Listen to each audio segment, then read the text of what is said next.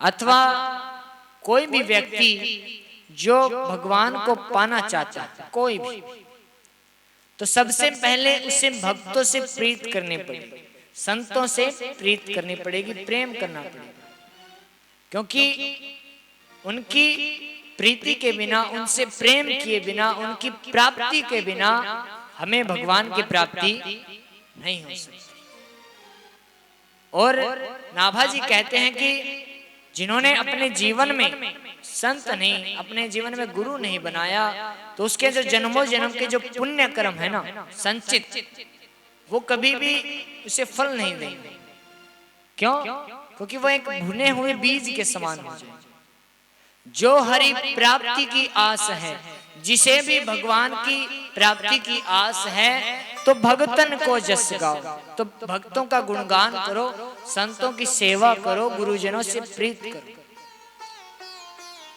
जो हरि प्राप्ति की आस है, तो भगतन को जस गाओ, नत्रु सुकृत भुंजे बीज जो जन्म जन्म पछता। यानी कि जो आपके जन्म जन्म के जो संचित पुण्य कर्म है, वो एक भुने हुए बीज के समान है, जो कभी अंकुरित नहीं होते।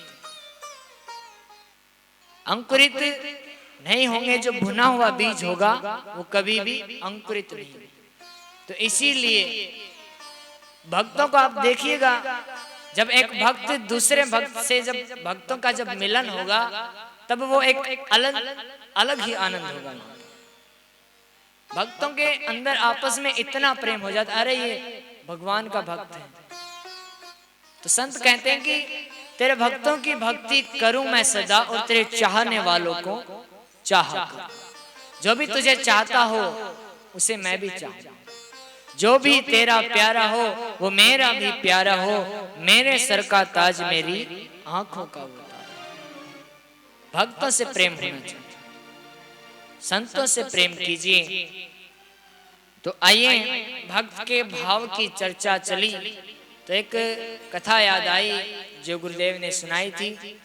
मथुरा के निकट एक गांव में दो बहनें रहती थी। ध्यान से सुनिएगा, एक का नाम था चंपा और दूसरी का नाम